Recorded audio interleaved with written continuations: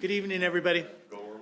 Thanks for joining us today. This is the City of Aspen City Council work session for December 11th, 2023. On our agenda this evening, we're going to start off with the Aspen Chamber Resort Association Marketing Outlook. We've got a property tax and mill levy overview and discussion, and then our final item tonight is going to be the council memberships review that has been supplied in our packet. We'll go ahead and get into our first item. I see you guys are ready and set up. Thank you. We're here today with the Aspen Chamber Resort Association to give a little bit of an overview of tourism in Colorado and the history of the Tourism Promotion Fund in Aspen. Then we'll go ahead and show the highlights from 2023 and talk a little bit about how data is informing our initiatives. Then we'll look at the 2024 budget and some high-level overview for 2024. Could you remind us of your names, please? I'm Eliza Voss, Vice President of Destination Marketing, and with me today is David Holder, a Principal of Clarity of Place. The Colorado Tourism Office is a really important partner to ACRA and many other destination marketing organizations across the state. They provide industry leadership, economic vitality, and destination stewardship. Examples of collaborative work that we've done together include receiving the Restart Destinations grant back in 2021, and that's how we came to work with David Holder, and we'll get to that later in the presentation. We've collaborated on many destination stewardship initiatives with the Colorado Tourism, and in 2024 we have received a grant from them to work in collaboration with Snowmass Tourism to do a audit on Aspen and Snowmass businesses on DEIA efforts in the communities. But just to give you an overview of tourism and the history of the tax in Colorado, in 1993 the tax was eliminated and Colorado became the only state in the nation without an official tourism function. Within 2 years, Colorado lost 30% of its market share in regards to U.S. tourism, which translated into the equivalent of $2.4 billion annually lost in revenue to the state. So finally, in 2000, the Colorado Tourism Office was established with a budget of about $5 million, and today the budget is about $20 million. Similarly, the history of the Tourism Promotion Fund in Aspen. The Aspen Lodging Association and ACRA came to City Council to request a ballot initiative to support year-round marketing efforts. The first tax was passed in 2001. That's a 1% tax, 50% of which goes to transportation and 50% towards tourism. And then the second ballot initiative passed in 2010 for an additional 1%, bringing the lodging tax to a total of 2%, 25% of which goes to transportation and 75% for tourism promotion. This is just a comparison of similar destinations and what their lodging tax is and what their budget is. So ranging across the state, as well as like-minded destinations, Jackson Hole or Whistler, and then beach destination, Newport Beach. Because of the foresight to link transportation and tourism during that initial ballot tax in 2001, the strength in lodging tax receipts automatically correlates to an increase in additional transportation initiatives, such as increased downtowner support and some accessibility with the downtowner, as well as infrastructure upgrades for electric buses. In the 2023 contract, some new and notable items are the absorption of events and visitor services by tourism promotion, therefore freeing up about $300,000 back to the general fund to be used for other municipal purposes. And then I just want to talk a little bit about our evolution from destination marketing to destination management. As a reminder, marketing is a management tactic, so we are, of course, still marketing, but the evolution really began with some dispersion tactics, which included trying to spread out our visitors throughout different seasons, as well as onto lesser known trails. We then shifted, sorry, that's an example of our, one of our dispersion tactics. We then shifted to visitor-facing education with the Aspen Pledge and how-to campaigns.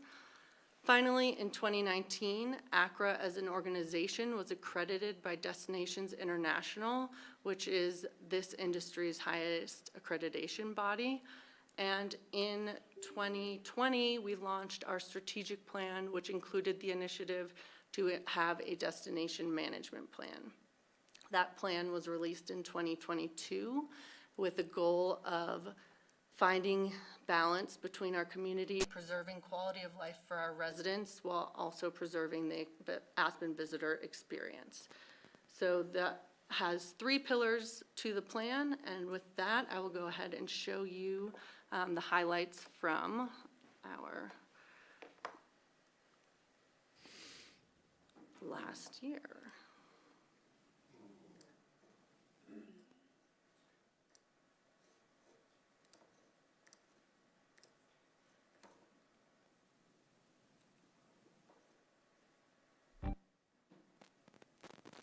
We did test the sound. Never fails. I mean, always fails, or never fails. Never fails to fail. 2023 was all about executing on the work outlined by our 2 guiding documents. The Aspen Chamber Resort Association Strategic Plan. Oh, my word. Give it a minute.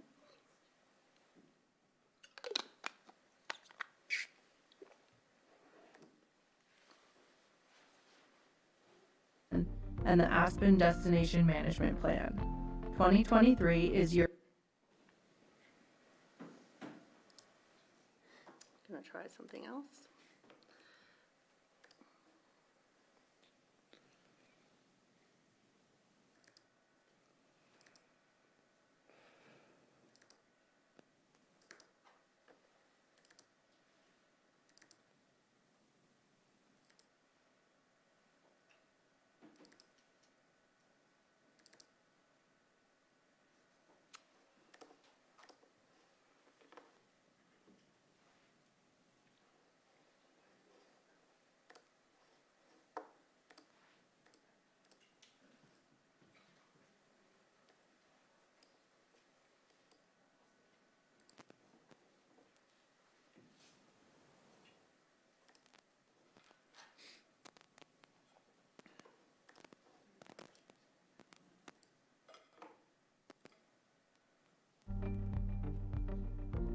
"2023 was all about executing on the work outlined by our 2 guiding documents, the Aspen My,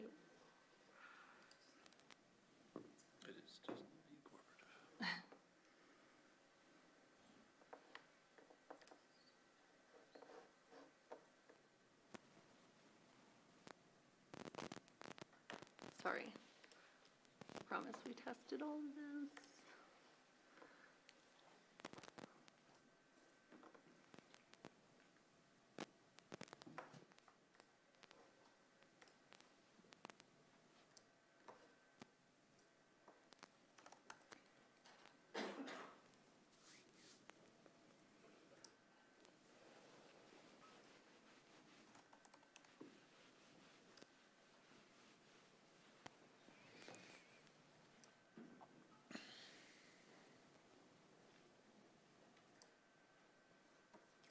Jeff, do you have an idea?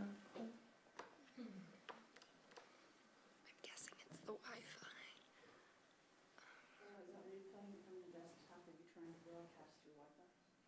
We have it on a file sharing. Can you download it to your computer? Download a local copy and to play it from Yeah. there. That will reduce the buffering. Because it probably worked when no one else was in here using Yeah. Wi-Fi.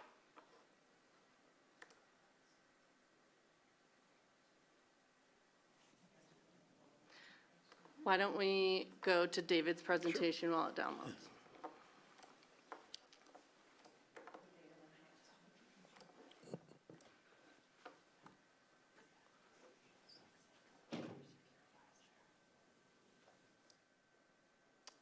So one of the things we've been working on with the Aspen Chamber Resort Association is really taking the work of Destination Think and the Destination Management Plan to another level and applying more data to this model to help with decision-making.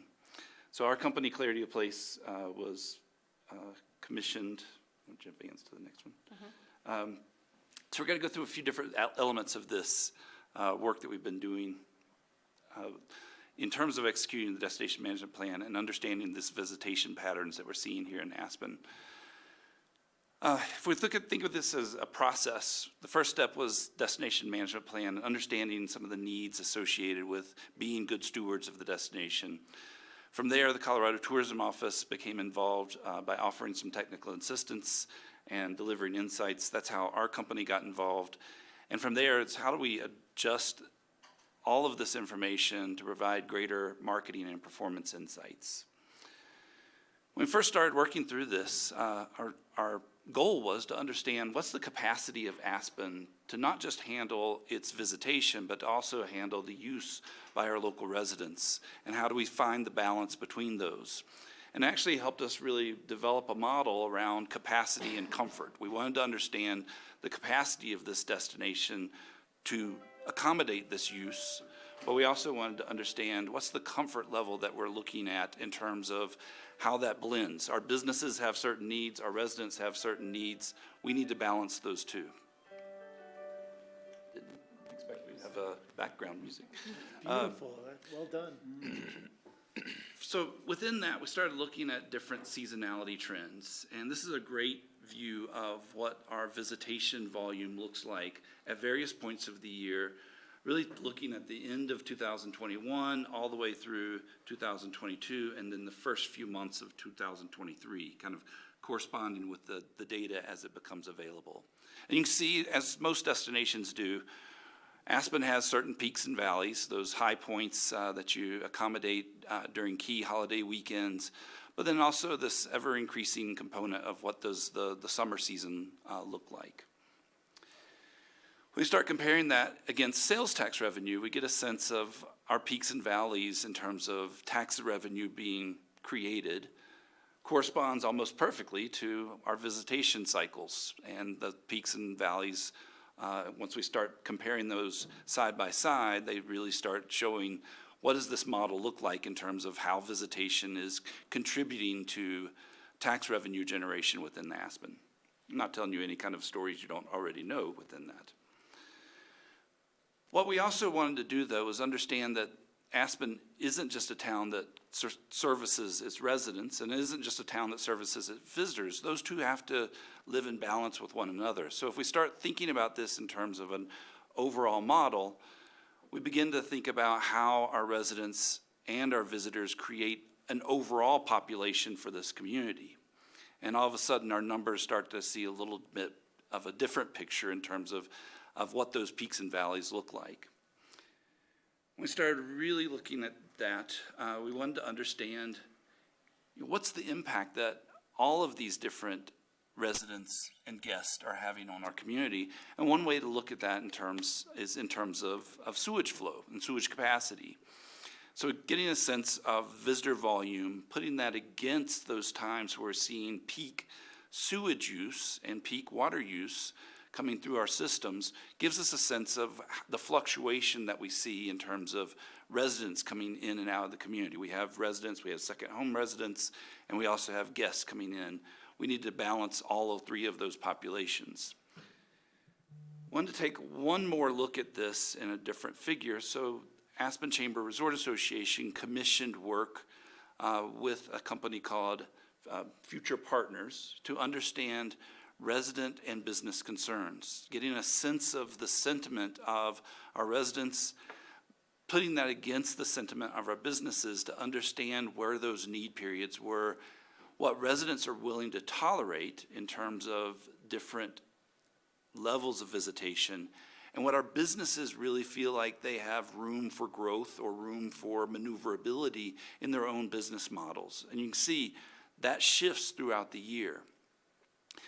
When we start putting all of this information together, side by side by side, it gives us a better sense of some of the need periods that Aspen has, as well as some of the periods where we're starting to feel a great deal more pain points in terms of that visitor interaction between our guests and our residents. To understand that a little bit better, we wanted to go back in and look at ratios of visitors to residents and how that really constructs out across that visitor season and across those various peaks and valleys. And what we saw actually surprised us a little bit, and we'll go into that a little more in a little bit more detail. First, we wanted to look and see where there are times where our residents and our visitors are really at an equal ratio across our community. And that gives us a sense of, okay, this is basic. This is where we are in terms of what the most basic period would look like. But in a community like Aspen that has a great deal of dependency upon visitation, we also wanted to look at those times where visitors were outnumbering residents at a ratio of 2 to 1. Aspen's equipped to handle some of that. We wanted to get a sense then of where is it not equipped to be able to handle that. And sometimes those visitors outnumber our residents on a ratio of 3 to 1. The great part about the way the Aspen model works is those are largely around holiday seasons. Your businesses seem like they are well equipped to handle that volume, and we'll go into that a little bit more in detail. We started looking at this in terms of. Question. Yes, absolutely. David, thanks. Sorry to interrupt. Could you clarify for me how the ratio of visitors to residents corresponds with the capacity to handle visitors? Yes. I don't understand the correlation. So we're trying to get a sense of, we're using these numbers to try to get a sense of what visitor volume looks like versus those times of the year where if we were going for 100% lodging occupancy, let's say, that puts a different strain on the community. And those are the times where we're seeing this kind of higher visitor volume. In reality, we're rarely working with 100% occupancy in terms of our accommodation facilities. So in those times, there's still a level of visitor volume that's coming in. There's still a level of our business capacity to handle that. But there's also this idea of resident tolerance of when they're willing to put up with that volume of visitation. And that's the next couple of slides will show that a little bit more in detail. I appreciate that, but I don't think you answered my question at all. What is the correlation between the ratio between visitors and residents and the community's tolerance of visitors? I'm going to ask if you don't mind holding that question until I show 2 more slides, because I think part of the answer is going to be shown in that. We actually tried to pull out a visualization of what that business tolerance looks like, or the business capacity looks like, and what that looks like from a resident's tolerance perspective. Okay. We tried to pull, when we first started doing this, working through this with Aspen, and on the earlier slide, we showed a little bit of this information. One of the first steps that we took was to try to actually calculate what does this community look like if we are fully occupied, if we have full use of transportation into Aspen, if we have full use of, let's say, the shuttle systems to the Maroon Bells, and what does that cause in terms of constraints, in terms of comfort? And so we tried to pull out all of these different figures to get a sense of a measurement of what can Aspen actually accommodate. And from there, we plotted against that the actual market performance that was taking place. What you're seeing today is kind of the next generation of that information that also takes into account that resident sentiment as well as that business sentiment. So part of it goes back to some earlier plotting, but some of this going forward will help us with some decision-making in terms of adjustments we need to make in terms of strategy for where we go with tourism and opportunities that we have, both in accommodating that resident tolerance, but also in looking at opportunities to serve those businesses. Okay. So as we started looking at business capacity, we were able to put together, using that understanding of business sentiment, when are there periods of time where our businesses feel like they have enough business volume, and where are there times where they feel like they can accommodate more business volume, and when are there times where they can, where they really feel like they are a little maxed out. To that degree, and this was where it actually showed us a little bit of unexpected results. The blue period are those times where we see that our businesses feel they're just maxed out. And we actually feel like this is probably a point where there's a respite season. The businesses need a rest, and once we compare it against our residents, the residents feel like they need a rest. We need to actually hold off in terms of what we're trying to do to build market in that period. And it's largely around non-peak seasons. It's largely around off seasons, kind of thinking about it in terms of that October timeframe. Once we move into November, we're seeing that the business capacity feels like it's just about right. And what we're seeing there is an opportunity to just kind of hold firm. We're already seeing this as kind of a time of renewal. Our businesses are starting to regroup. Our residents are starting to regroup. We're getting ready for that peak season in terms of the winter peak season as it starts to come. From there, as we shift into December and really kind of thinking about the time frame that we're in right now, there's a sense from our businesses that they can actually withstand more growth and they can actually withstand a higher level of visitation. I would take your eyes away from that big spike because it is such a gigantic spike, but there's times in between that spike where the businesses, they're staffed up, they're ready to roll, they've got the opportunity, and they can accommodate greater volumes of visitors. Shortly after that, as we start moving into the February timeframe, again, they're feeling we're a little maxed out on this. They start seeing that shift in business.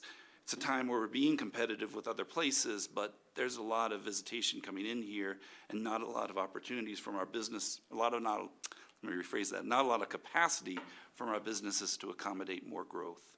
And then it shifts again in that March cycle. We'll continue to monitor this going forward, but it does give us a sense of how do we shift our own visitor management and destination management philosophy based on those different need periods in the season. Going forward into this, when we start looking at the residents, it's a slightly different picture. Our residents feel a little bit more tolerant of high levels of visitor volume in the summer season and in that fall season than they do for the winter season. We're not sure why that is, but again, this is what the research is telling us. 33% indicated they could tolerate that higher level of volume in the summer season and the fall season versus 24% indicating they can tolerate that for that winter season. So it's kind of like, do we want to reserve that winter season for us as residents, or do we want to really open that up in the summer and fall seasons? So we do see a little bit of difference there between what our residents are willing to tolerate and what our businesses have expressed in terms of their ability to see changes in the market performance and reactions to that capacity. There are obviously some other trends that affect this, and some of those relate back to the concentration of tourism assets here in Pitkin County. We are a very dependent tourism community. Our county is very dependent upon tourism. We have much greater ratios in terms of how much visitor volume, how much visitor employment, and how much our wages are generated based on the role of the leisure and hospitality industries here.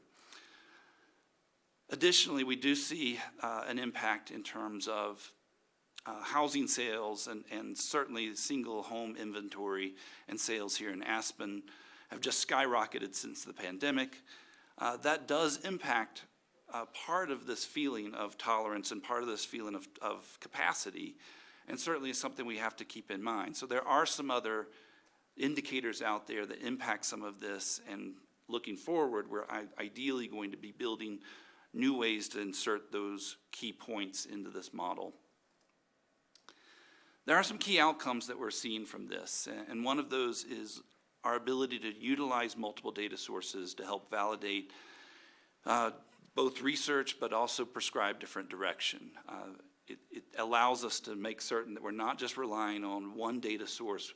How are we building a model that pulls in all of these different different and varied data points to help us with decision making? Second piece is it allows us to be replicable moving forward. We can continue to repeat this, we continue to add to this. We're looking for ways to again, take this measure of visitor volume and destination capacity and really make this into an ongoing management tool for Aspen. It does allow us to balance those resident tolerance levels with those business needs and recognize that both of those are so important to the future of this destination.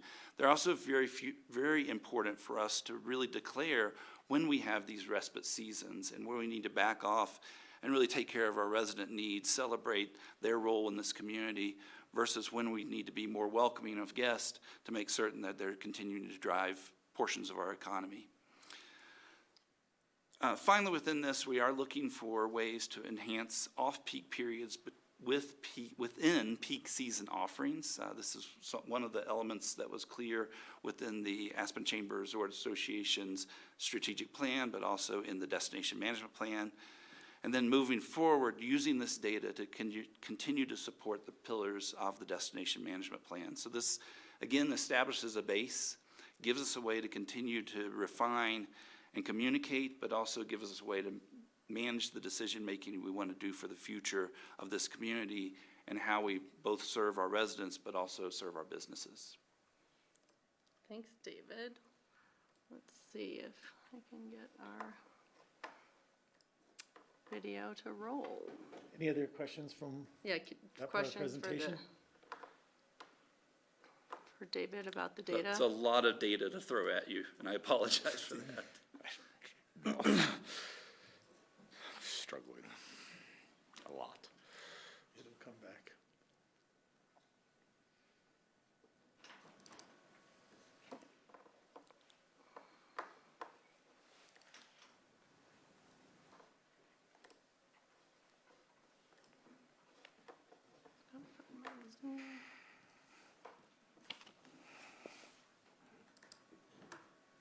Okay. Loading. Here we go. So all of the data that David just spoke about informs many of our initiatives. And again, now we're going to look at the 2023 highlights informed by those initiatives.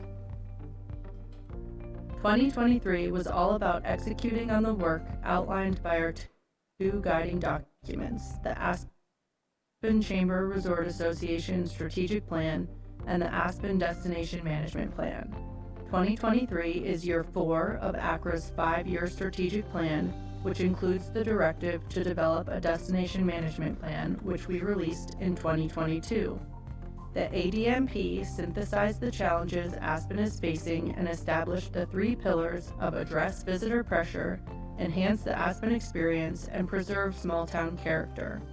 The plan was designed to enhance the resiliency of the community while protecting quality of life for our residents and preserving the very reason people enjoy coming here. The plan belongs to the community, and ACRA is working as a lead, partner, or advocate to bring the suggestions to life alongside many other community organizations. 2023 is the second year of the 5-year destination management plan. ACRA's destination marketing team is made up of marketing and group sales, special events, and visitor services, all of which are supported by our public relations efforts.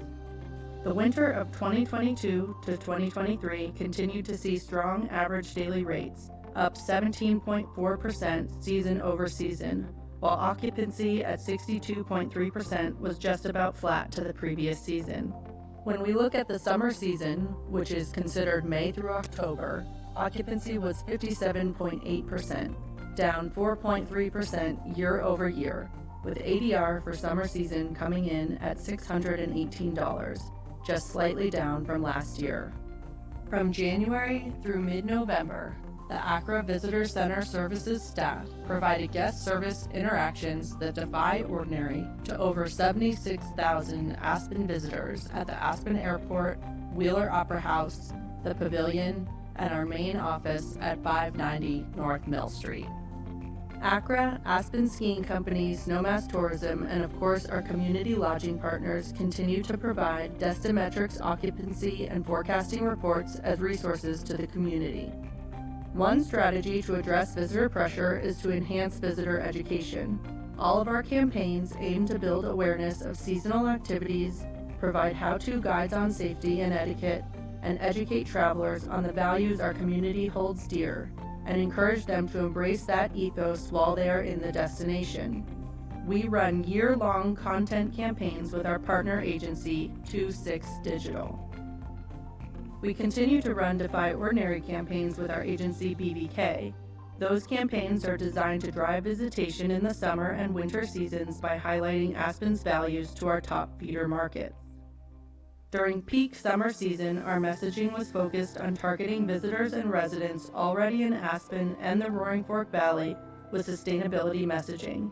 In addition to the digital messaging, we did an Aspen system-wide takeover for the WeCycle community panels for the entire WeCycle season, emphasizing lines from the Aspen Pledge to encourage respectful and responsible visitation. ACRA continues to utilize funds generated from those staying in overnight accommodations to regenerate our public lands, donating $18.80 per pledge signed to either the Roaring Fork Outdoor Volunteers or Independence Pass Foundation. Social media is an important outlet to distribute educational content and inspire responsible travel. Working with local videographers, we rolled out short-form videos or reels on both Instagram and TikTok to deliver educational messaging. These educational videos are also cross-promoted on Instagram, YouTube, and Facebook. We worked to elevate our influencer strategy by being more selective with our collaborations, focusing on those with industry partners like the Colorado Tourism Office and creating meaningful connections to the mountains through diverse audiences. Another strategy to address visitor pressure is to engage in 360-degree feedback with residents and industry. This past year, ACRA dove deep on research. We completed year-long studies of resident sentiment and visitor profile research, both conducted over 2 waves, alongside a tourism economic impact study. We also conducted business stakeholder research with monthly surveys for 6 months. We will utilize this data as baseline metrics as well as guiding future decisions. All data is accessible on aspenchamber.org in the data center. ACRA addresses traffic and congestion issues at one of our most valued assets, the Maroon Bells, through the Maroon Bells Transportation Group made up of ACRA, Roaring Fork Transportation Authority, U.S. Forest Service, Aspen Skiing Company, Pitkin County, City of Aspen, and H2O Ventures. If you've been disgruntled by the reservation system, we really do encourage you to visit the Bells and recognize how managing visitation has actually improved the experience for users at the Bells. We were pleased to continue our grassroots efforts to preserve and regenerate the natural environment by sponsoring 2 Roaring Fork Outdoor Volunteer community projects, as well as the 4th annual Fall Trash Crush with Pristine Riders. We also continue to support Aspen Cycling Club and Roaring Fork Mountain Bike Association through education and trail stewardship efforts. Aspen Groups offers a carbon offset booking initiative through the Good Traveler when a qualifying program is sourced through the Aspen Chamber Resort Association. The offset funds will be directed back locally to the nonprofit Wilderness Workshop, who is working to fight climate change. In addition, Aspen Chamber pays to offset all employee work travel throughout the year. This is one step towards accelerating the reduction of tourism's carbon footprint. We have also taken the lead on the enormous undertaking to have Aspen recognized by the Global Sustainable Tourism Council. The GSTC criteria provides the framework to create destination policies and practices for a more sustainable future. The City of Aspen's Sustainability Department has been a huge partner on this effort, and we look forward to working together to develop a sustainable business program in the coming months. One way ACRA aims to improve the visitor and resident experience is by supporting legacy events. This year, we were proud to support Aspen Gay Ski Week, X Games, World Cup, the ACES Living with Wolves Reintroduction Educational Event, Aspen Music Festival and Schools Community Pride Event, and Risotto by Latinx House. ACRA continues to produce 2 locally serving and destination-worthy events. Winter Skull warmed hearts with the return of the beloved Soup Skull and an ACRA-sponsored pancake breakfast during the Buttermilk Uphill. Where would you rather be? The Food and Wine Classic in Aspen celebrated 40 years of culinary excellence and bringing people together in this premier event. Continuing with our premier culinary efforts, the Colorado Tourism Office spearheaded a partnership to bring the Michelin Guide to the state of Colorado. We were proud to be a destination included in the guide to elevate the recognition of Aspen and Snowmass Village's culinary efforts to the international stage. Bosque Aspen was awarded a Michelin star, and Element 47, Mawa's Kitchen, and Prospect were all added to Michelin's recommended restaurants. In order to enhance the Aspen trip planning experience, we launched Trip Tuner, a planning and inspiration tool added to ACRA's channels in order to help visitors personalize their Aspen experience and deliver a vacation that defies ordinary. As a member of the Fly Aspen Snowmass Airport Committee, ACRA continues to work with community partners to ensure excellence in air service throughout the year. Highlights include additional and extended service from Austin, Texas on American Airlines, and year-round service from Atlanta and Los Angeles on Delta. ACRA recognized the hard work of all airport employees working throughout the busy winter season, which of course always includes travel disruptions and staffing shortages, by providing break room snacks and 2 pizza lunches. Another strategy to enhance the Aspen experience is to diversify visitor markets. 2023 was year 2 of our partnership with the Colorado Historic Opera Houses Loop, connecting those visitors who are interested in arts, culture, and history with Colorado's heritage in a variety of locations throughout the state. We collaborated with the group on hosting a Colorado arts and culture influencer to help promote the circuit to travelers. We revisited our international efforts for the first time since the pandemic, hosting media from the UK, Australia, and Mexico, exposing Aspen to those travelers who stay a bit longer and experience the destination in a different manner. We were pleased to host a retreat for Edge Outdoors, a Black woman-led nonprofit organization with the goal of cultivating inclusivity for women of color in mountain spaces. ACRA's intent is to lead the change in diversifying mountain towns by taking a step forward to welcome groups to our community that otherwise would not have the opportunity to experience it. We thank the many organizations throughout the community that helped bring this retreat to life. Enhancing the Aspen experience also requires us to redefine visitor economy opportunities. And one way we were able to do so this year was with the Roaring Fork and Farm Map, presenting visitors with a guide to agritourism opportunities throughout the valley. This project was a collaborative effort between chambers and destination organizations throughout the valley. The Aspen Group's Wedding Fam returned this year for the first time since August 2019. We were thrilled to welcome 12 wedding and event planners from all over the country to experience and learn about Aspen in person. Over 20 local hotel partners, venues, and vendors were highlighted during the 3 days of tours and activities. ACRA's public relations efforts amplify the work we are doing to address 3 pillars of the Aspen Destination Management Plan, as well as assist partners throughout the community in achieving their media-related goals. While preserving small-town character is a longer-term goal, we took steps to pursue these strategies outlined in the pillar in 2023. ACRA sponsored the screening of High Country and attended the community roundtable discussions led by Paul Anderson. In addition, we were pleased to sponsor Habitat for Humanity's Community Housing Summit event as an advocate for housing crisis solutions. We were also a sponsor of Aspen Public Radio's Lawn Bash, a celebration of community. Another strategy towards preserving small-town character is to develop a resident ambassador program. In partnership with the Colorado Tourism Office, ACRA launched the Aspen Learning Lab, an educational platform that can be used by partners looking to onboard new employees and eventually will assist ACRA in setting up an ambassador program for the community.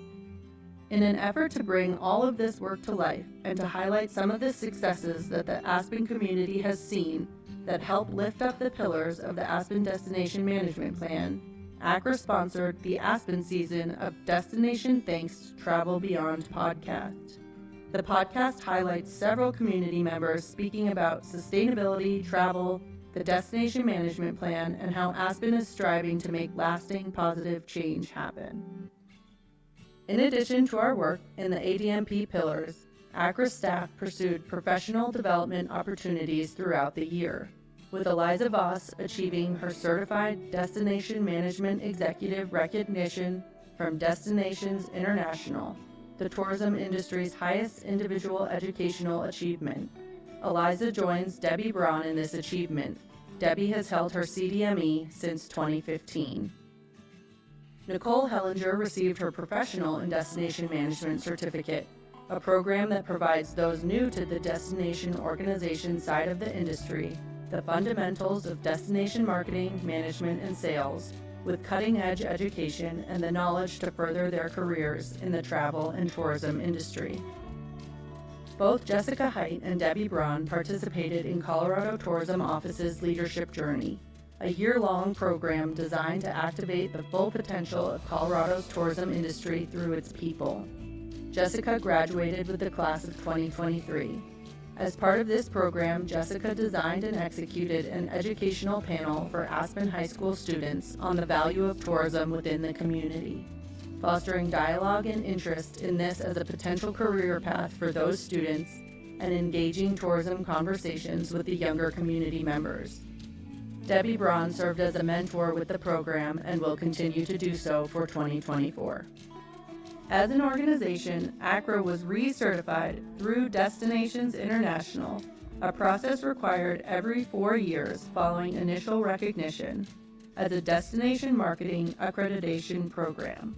This serves as a visible industry distinction that defines quality and performance standards in destination marketing and management. For the second year in a row, Aspen was recognized by Green Destinations as a Top 100 Green Destination, a program that celebrates and promotes 100 destinations as inspiring examples for other destinations, tour operators, and visitors. This award also allows Aspen to maintain its position on the Good Travel Guide, increasing visibility and reaching travelers interested in sustainable locations. While creating an environment for Aspen to thrive is ACRA's vision, it's really a collaborative effort across the community.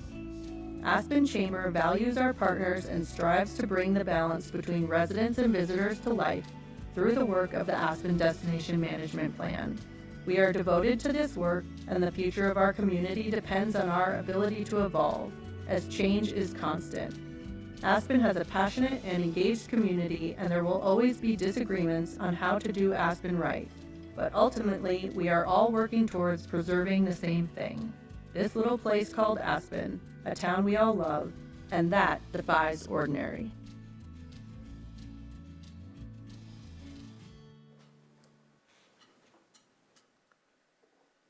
Thank you.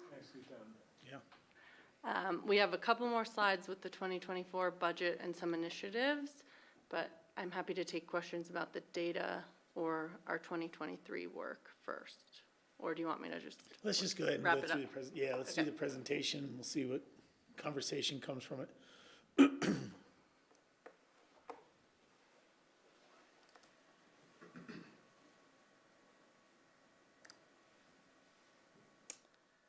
So, the 2023 budget is alongside the 2024 budget here. On October 17th, the City of Aspen Finance Department appropriated the 24 budget in the amount of $4.5 million. We have some additional income streams through group participation fee. The increase is reflective of the Hotel Molly coming online. The event management fee increase is reflective of the Food and Wine 2024 contract. And co-op funds is increased slightly, reflective of our partnership with Michelin and that marketing program. Our expenses are outlined on the, here, payroll and operating have increased. We are now fully staffed for events and visitor services, which we're very excited about. Marketing and event services reflect our main program of work, such as the website, rack brochures, public relations, group sales, advertising, and event production. It is reflective of our desire to accommodate 2 winter schools in 2024. So that would be winter school in January, and then pending community approval, a move of winter school to early December of 2024 as well. It would only happen 1 year, and then we would shift that back to one time a year in December. Partnerships includes our typical items like the Fly Aspen Snowmass and X Games partnership, and new to the budget this year is the Michelin marketing program and a hopeful U.S. Forest Service partnership in a visitor services location. Research remains flat. We did 2 waves each this year of visitor services and resident sentiment. We don't think 2 waves is necessary, so we'll reduce the number of waves and be able to allocate those additional funds elsewhere. I should note that the ACRA Finance Department Finance Committee reviewed our initial budget following the appropriation in October. They provided guidance to us. Staff made revisions based on that. And then it went back to the executive committee as well as the marketing committee and did receive board approval at our tourism outlook on November 28th.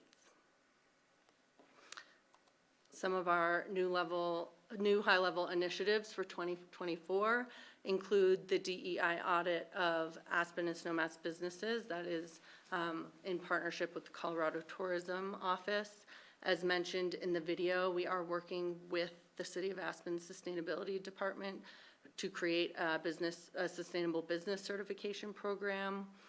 We just last week completed our Mountain Ideal Global Sustainable Tourism Council audit for that recognition. I imagine we will get recognition within the next 3 months. It's a pretty extensive process. We will be working on a value of tourism and community building campaign, as well as onboarding new research platforms, such as a credit card spend and a dashboard, looking at all of these data points that we've been discussing. Again, a potential U.S. Forest Service partnership with our visitor services, the potential for a winter school date change as mentioned, and then of course, relocating our guest services to the Armory location and bringing online a 21st century visitor center experience reflective of our world-class destination, replacing the pavilion with a mobile visitor center structure. And we have a video from the Colorado Tourism Office. It's much shorter than ours, which I will share.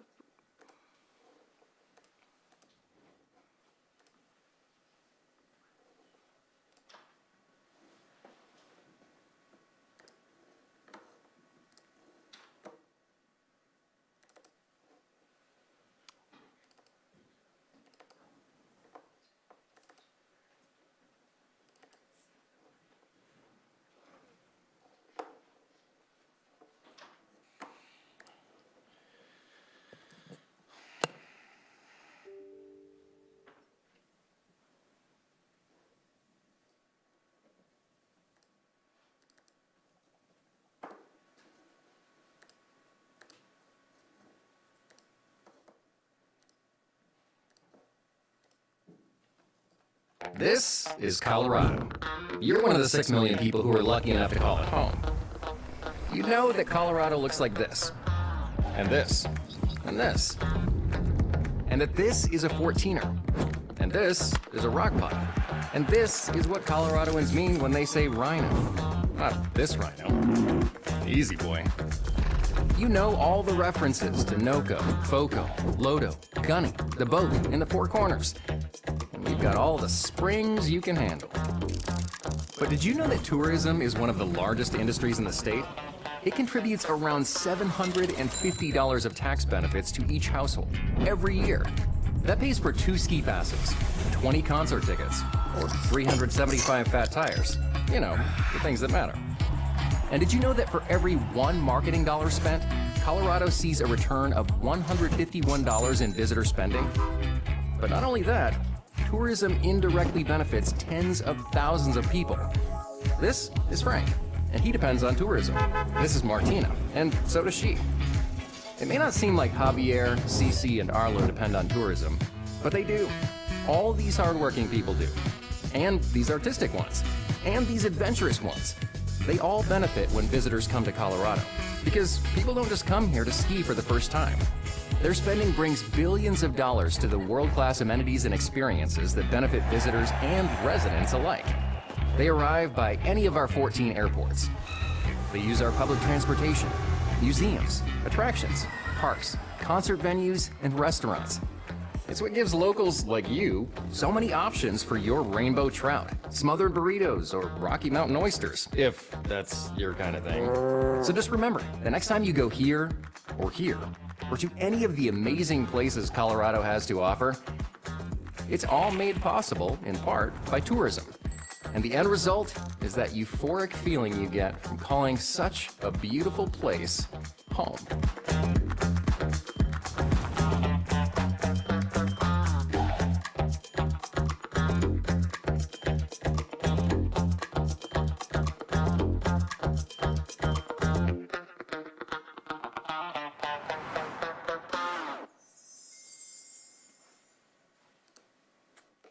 And that is all for our technical difficulties this evening.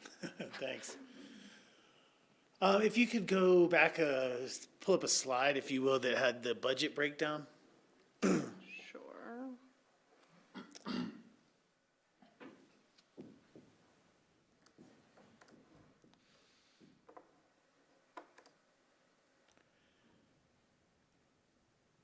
Could you just clarify that payroll and operating expense line? How many personnel is that in-house? Does that include contracting with outside consultants and such? How does that break down? We have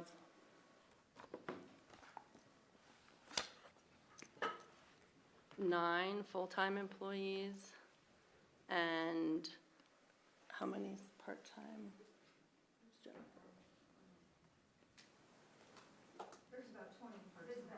20 part-time visitor center staff.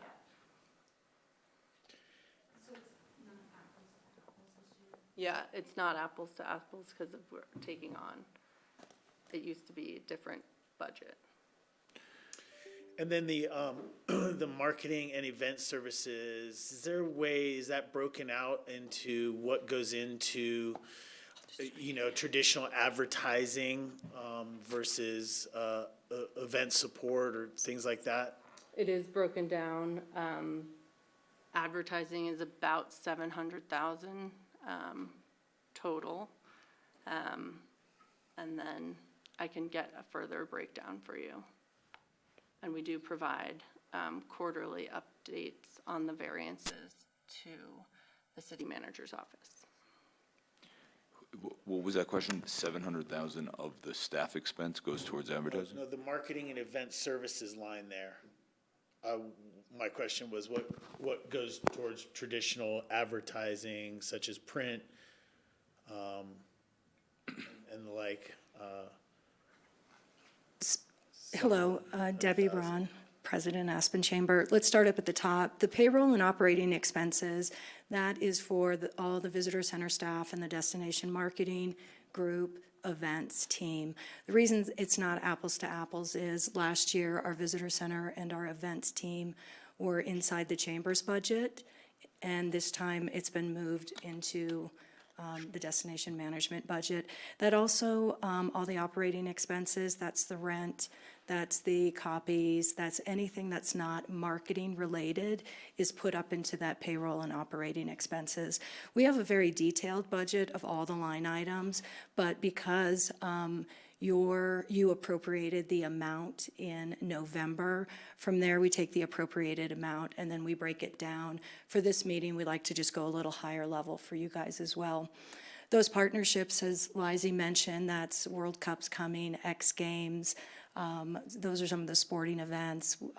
Eliza mentioned. No mass and bathymetrics reports. All the occupants reports, those all come out of partnerships. And then we just went through the research with you as well. So that takes us to 4.7 million. You can see that you appropriated 4.5. However, we add to the fund through the group participation fee, the event management fee, and the co-op funds. This budget is designed from most of the bankers in this town and the finance committee that we're required to have a set of off-ramps. So if the tax does not bring in what it's projected at, and internally, we don't think we're gonna hit the projected number, we have to budget so that we can not do programming as the year goes on based on the actual numbers that come in each month. Bill? Firstly, Debbie and Eliza and Allison, I appreciate all of you and know you do a lot of hard work for Aspen, so thank you. I do have some difficult questions though, because I want to understand whether how we've been approaching destination marketing and destination management is appropriate for Aspen and makes the most sense. Thank you. Please don't take these things personally. That's my goal, is to understand whether this is the right approach. Firstly, specifically, how are we measuring and how are we going to measure whether we are being successful on these destination management plan efforts, specifically? We do extensive research to ask if people are aware of our efforts. We have a larger research presentation, but I'm happy to share that with you. I think it showed at least 46% of our respondents are aware of the destination marketing efforts. And in turn, there was a secondary follow-up question. How was their kind of feeling about tourism as it relates to destination management plan? And we did see improvement in that. So a lot of the data or the research that we're doing is to create baseline metrics and then improve upon them. It gets you to like a net promoter score, so for community and for business. That's pretty meaningless to me because I don't understand how that affects whether that changes the experience of people living in and visiting Aspen. So when I said specifically, I really mean specifically. You're promoting people to be respectful of the environment and leave it the way they found it. How are we measuring whether that's actually happening? That's just one example of many of the things that you showed. One of the things is like the pledge. For every pledge somebody signs, so we are knowing that they're aware of our educational campaign, we make a donation. So we have every person who's signing the pledge to say, we environmentally stand with you. That's a baseline metric. The Net Promoter Score, asking the residents, that's a metric. Getting baseline data of how many people are visiting the website, what are PR efforts, what that translates to in marketing. There's probably 15 to 20 different metrics that we look at throughout the year through the research to figure out, are we being impactful or not? For me, if I can't see specific data that shows that we are impacting the tangibles, I can't continue to support that kind of work. So for me, that means our trails are in better condition than ever before.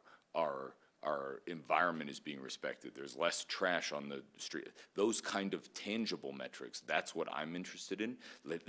You clearly have identified a problem, or this community, ACRA and City Council and other stakeholders have identified a problem that tourism wasn't respecting certain things. So how are we ensuring we are correcting those things that they weren't respecting?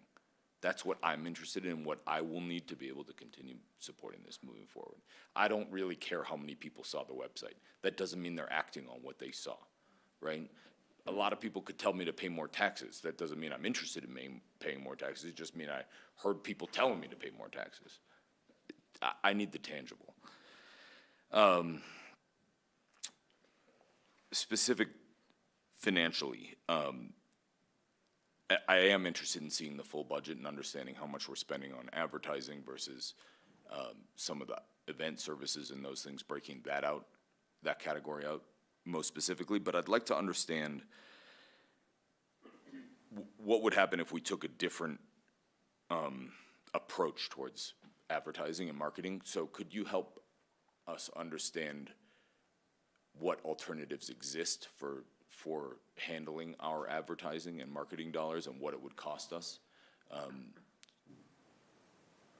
You know, given how compressed this budget is, it's difficult for me to quote numbers, but it looked like it costs about $1.6 million worth of payroll to do $2.7 million worth of marketing work, which I know it's compressed, so I don't have any other numbers to quote, but, you know, if the advertising spend is $700,000, is that what you mentioned? Yeah.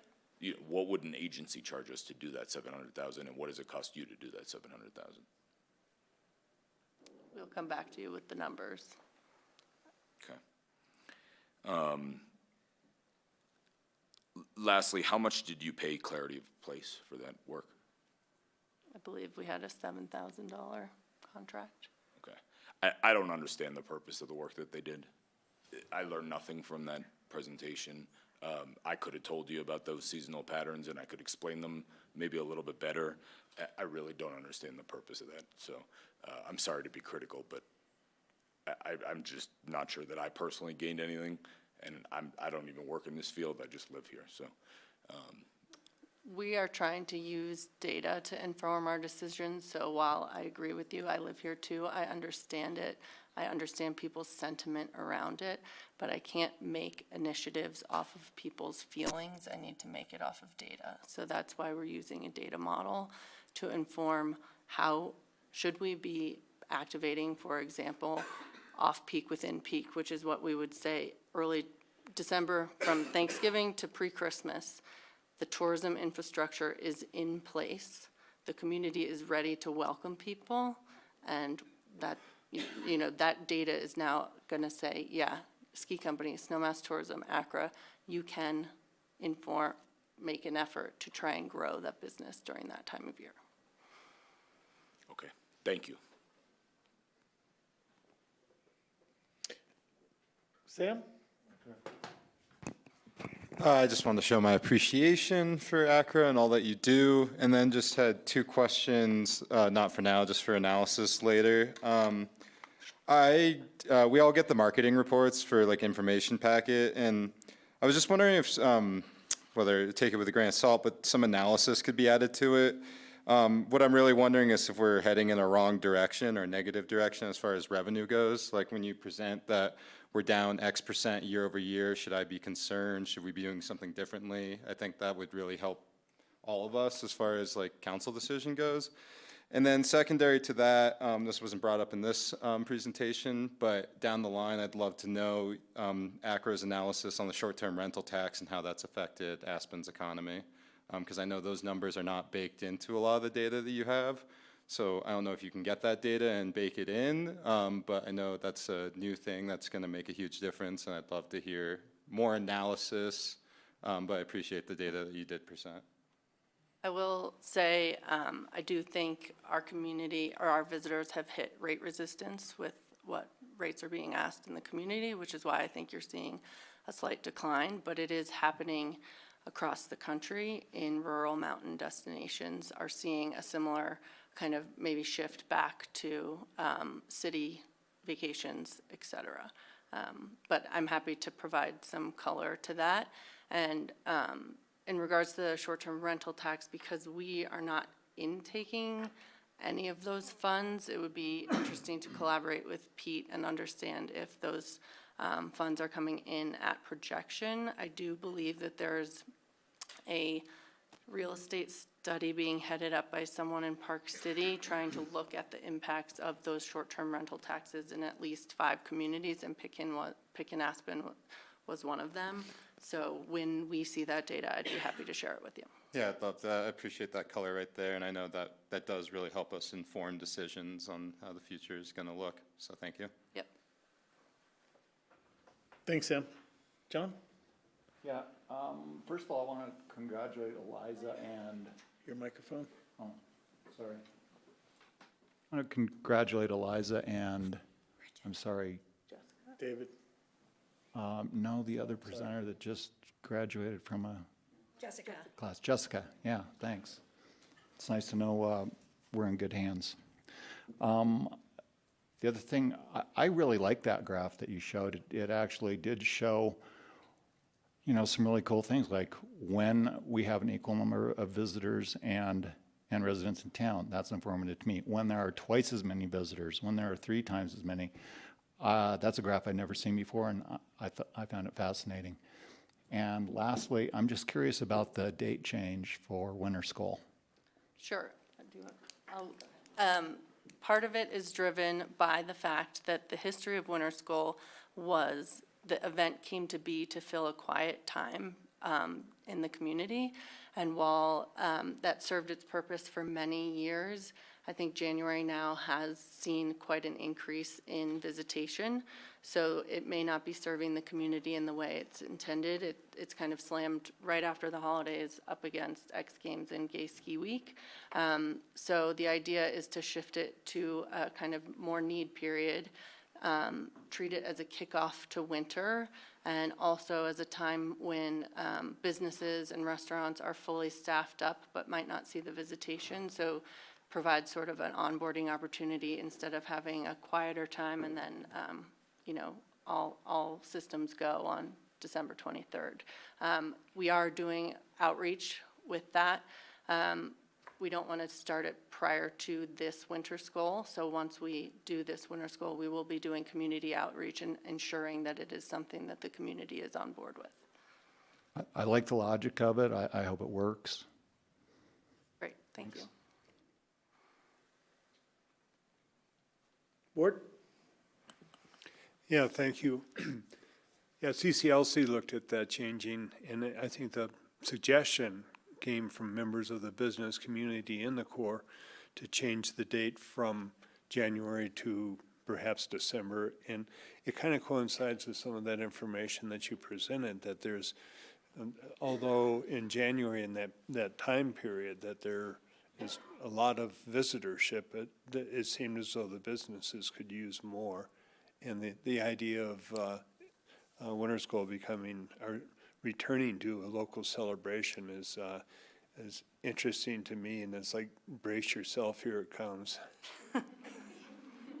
And it, you know, we just went through a period, and it's been a long time since I've been working in ski shops, but we could always tell after November, you got kind of a feel for how well your crew gelled. And certainly after the Christmas rush, you knew. But in between, there was a period where you're just kind of twiddling your thumbs. So having this, the possibility of winter school moving to December, I think is fun. I think there are just a number of things that are not quantifiable. I think that, you know, attitudes and why the visitation is off by a bit this year, and it's not. It would be if we were the only people that had an STR tax and it went down, it would be a little bit easier. But so many so many mountain communities have some kind of an STR tax, and the visitorship is down throughout the Mountain West, I think. And so why that are trying to figure out what the reason for that is difficult, if not impossible. But it's just an indication that there's a flux, and that there's an ebb and flow to it from year to year, as well as from within the year. But within the year, it's more predictable. From year to year, it's who knows.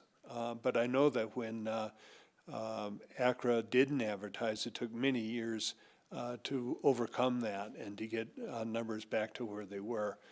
And as far as how you spend your advertising dollars, that's why you're ACRA. I don't know, I certainly don't want to get involved in telling you how to spend it. I know you have influencers and you keep a pulse on what is successful to reaching people, and it's way beyond my my wheelhouse. But yeah, I just don't know how you can put a tag on this. Is environmental stewardship, has that proved to be beneficial to the community? I don't know how you can gauge that. I know that one thing you can do is try. And if you don't try, it's not going to get better. If you try and it gets better, I don't know how to measure that. But I thank you for your efforts and the partnership over the decades. Thank you. Thanks, Ward. My comments, I've seen this presentation before, so thank you for bringing it again. We love to have you guys come up to city council and just touch base with us. You know, basically what's going on here, and for council members as well, just, you know, so that you're aware, the city collects the taxes and disperses to ACRA and such. So we as a body don't really have a ton of oversight here, except for representing our community and how we think our community would like to see these tax dollars allocated and spent. To that end, you know, I think you guys do a great job. As I've shared with probably each of you on one-on-one conversations, you know, I really think there's opportunity for some of the tax collections from the lodging and tourism tax to be spent here. You know, and you guys have made that pivot. You recognized the change from marketing to management years ago. That's where we are still today. And I think we still have more to do there. It's always difficult because, you know, when it comes to the business voice out there, I mean, how many businesses say we want to do less? Not a whole bunch. And even if they were to express that sentiment, that's a slippery slope, right? You know, you try to find a balance, but when your balance is tipped the other way, that's when people get worried. That's when people get worried about their employees, their livelihoods, and their communities. So it's a fine line that you walk. The only thing that I would say is that, you know, I continue to support a lot of these funds being spent on the ground here in town. I think that's really how management meets marketing. When people come to Aspen and they have that amazing experience that we've all known for decades and decades, that seems to be changing a little bit in our modern world. When somebody comes and visits and goes home and tells their stories, that's the greatest marketing that we have. So I continue to advocate for utilizing as much of this as we can here on the ground to enhance what we already do and do so well. Debbie? Thank you. I do want to say to Bill, one of the things with all the research that we're working on right now is actually to come up with that dashboard, like a community dashboard that actually shows how we're doing and some of those data points that you're looking for. So I don't want you to think we just didn't hear what you said. I do think that's really important. We judge ourselves, the ACRA board looks at it. A lot of the work's done through our strategic plan, which we're in that final year of it. So I would actually look forward to chatting with you because I'm sure it's difficult. You say on one hand you don't know about marketing, but you say you can't support unless you know more. So I think our job is to continue to educate you and the rest of the stakeholders to make sure that you're comfortable with the money that we're spending on behalf of communities. So thank you, and I'll be in touch. Thanks. Yeah, and to be clear, I'm not opposed at all to the goals of what you're representing with destination management. I just want to make sure we're making a difference and we're being effective. That's my interest. And Sam, thank you for the suggestions. We just send over to you what we put into a board packet. We have a lot more conversation and reports at the board meeting. But if there's ever specific things that we can do to augment that packet so you feel better, I would love to hear them. So we're happy to do that. I would love that analysis. Yeah. So thank you. You know, that makes me want to comment a little bit on the STR tax that we have. You know, the biggest conversation that's going on right now is at the state level where they're looking at reclassifying actual taxations for different properties. So we're going to see something probably go through this year. I imagine it's been contentious, but not to the point that I don't think the state legislature will push it through. So we're going to see some changes in that. I'm sure Aspen will adapt our position as well at some point. So, any other questions or comments at this time? Thanks all. Thank you.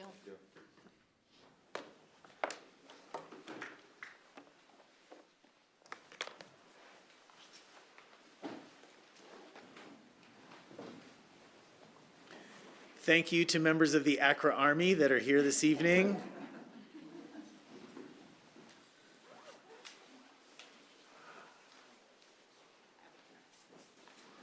But I only have 2 gifts, so. It's this year's winter school sticker. Oh, Come on, Debbie, how about some good swag? ski bums and bunnies. Okay. Oh, yeah. Oranges. And some kisses.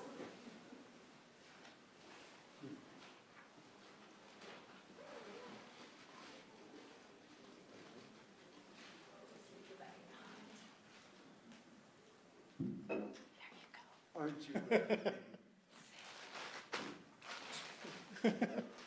I'm marking. Get modeling.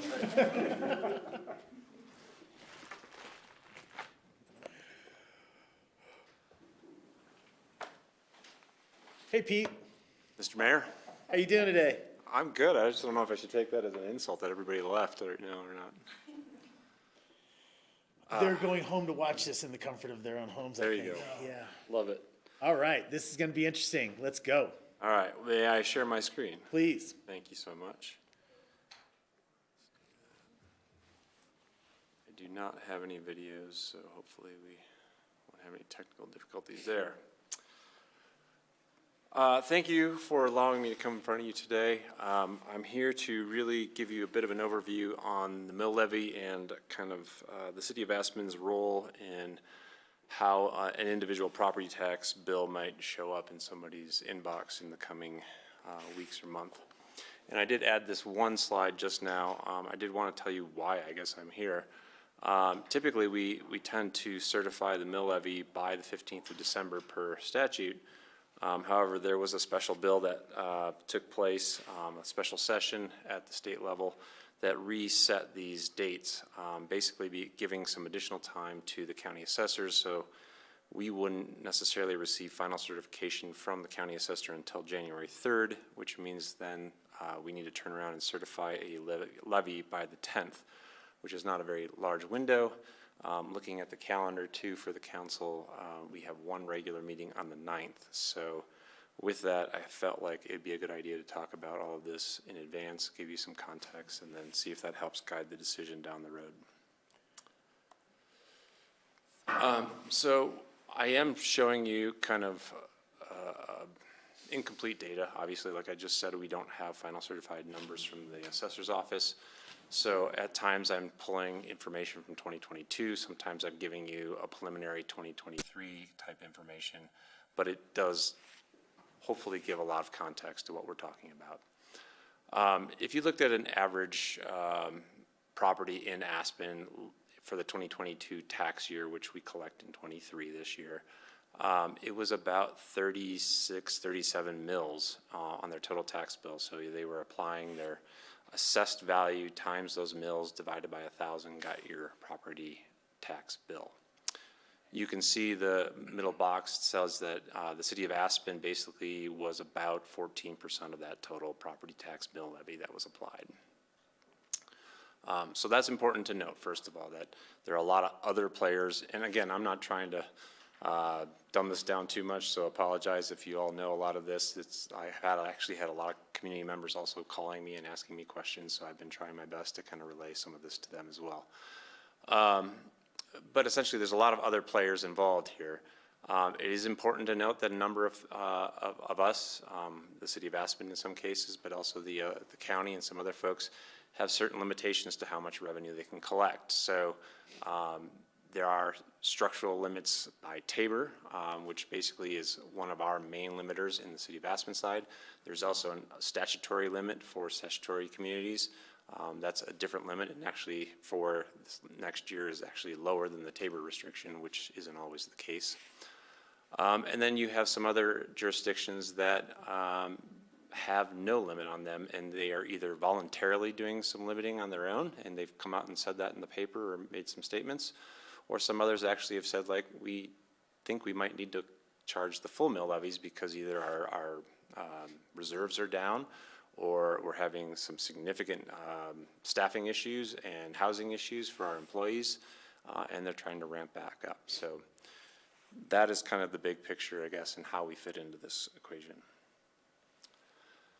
So looking at the preliminary values that came from the county in November, which was just the first round of the assessed values and actual values for the community, we already got a glimpse that basically the total actual value of property went up about 64%. That is a significant jump in overall value. That actually adds a lot of wealth to individual property owners. Obviously, you don't realize that wealth today unless you would actually sell your property, but it's definitely a source of benefit to those individuals. You can also see that the diversity in our actual property, that residential property is about 10 times as much of the value as commercial property is in our community. So that's pretty significant. And those actual values on those two groups basically grew at very different rates. So residential really grew almost 70%, and the commercial side grew just a little less than 30%. But we don't tax on actual value, we tax on assessed value. So the difference between those two obviously is multiplying the actual value by the assessment rate. The assessment rates are very different by those property types. So commercial is roughly a 30% assessment rate. So for every dollar, you get assessed 30% of that. Whereas on the residential side, it's less than 7% of the actual value.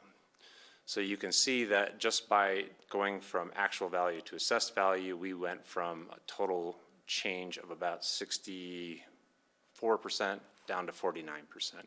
So that right there kind of mitigates. I know some folks said, hey, my actual value jumps so significantly, my property tax bill is going to be huge. It gets a little bit mitigated just due to the assessment rate. So that's one important point.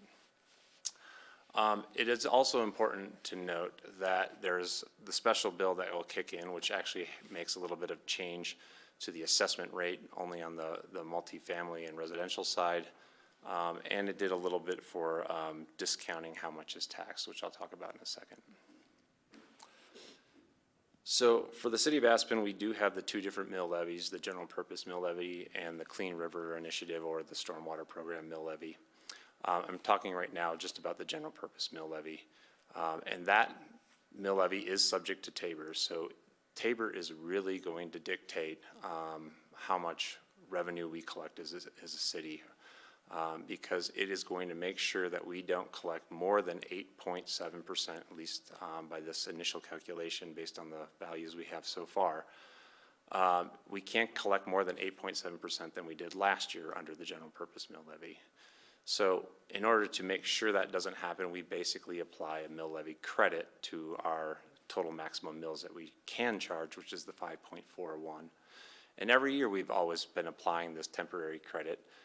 What it'll mean, because the assessed values grew so substantially, is that temporary mill credit will be just much larger.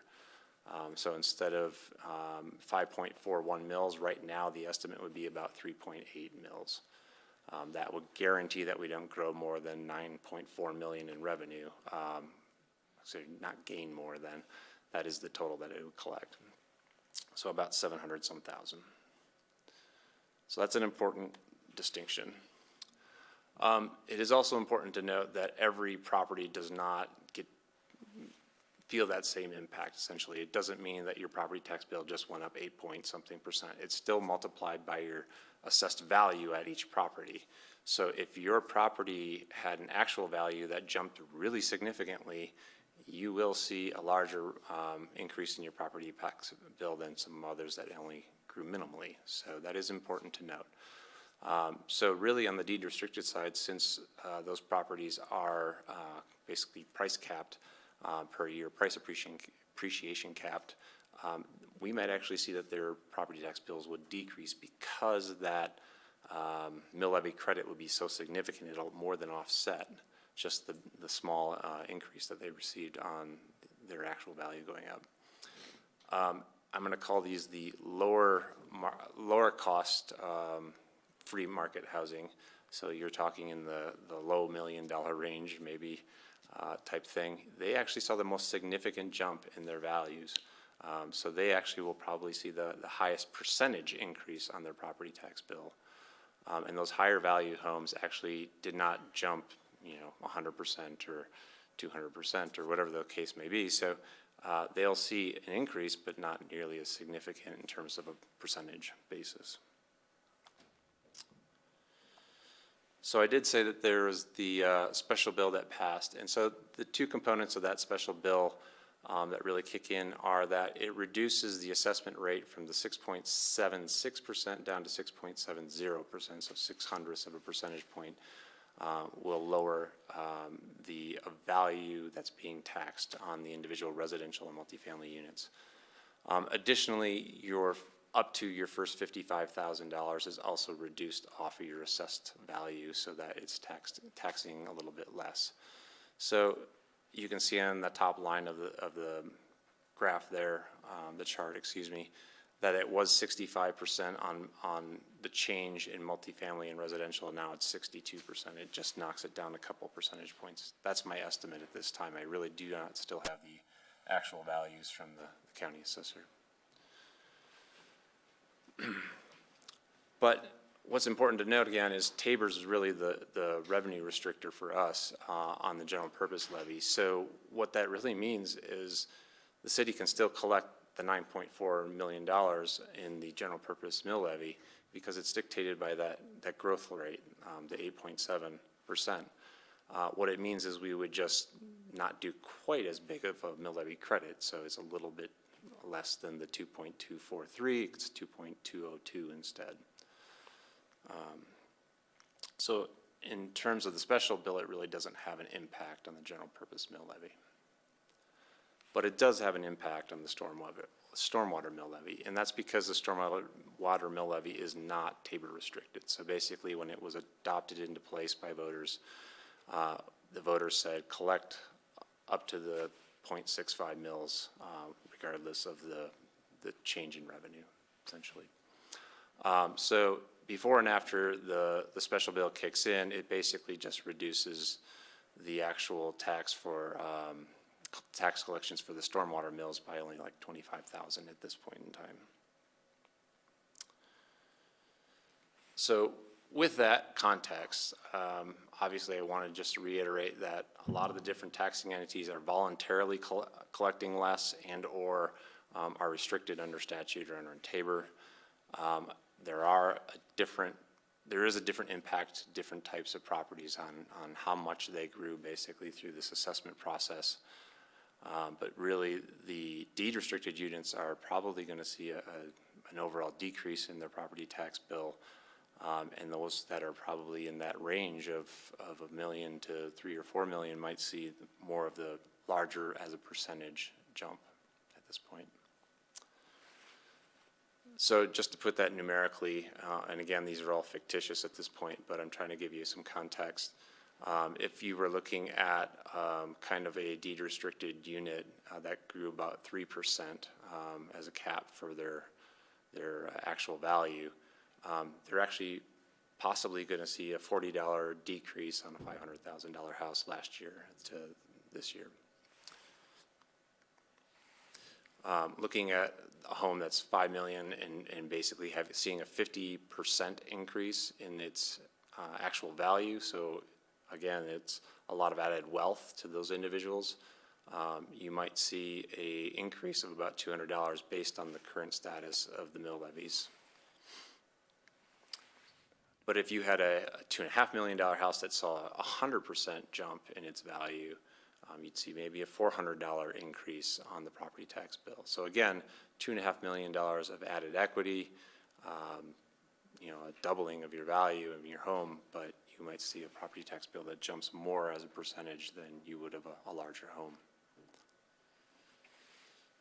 So with that, I guess I wanted to bring it back to you, Mr. Mayor, and basically show you that, you know, you can, as a council, and really stick with the existing mill levies as they sit today.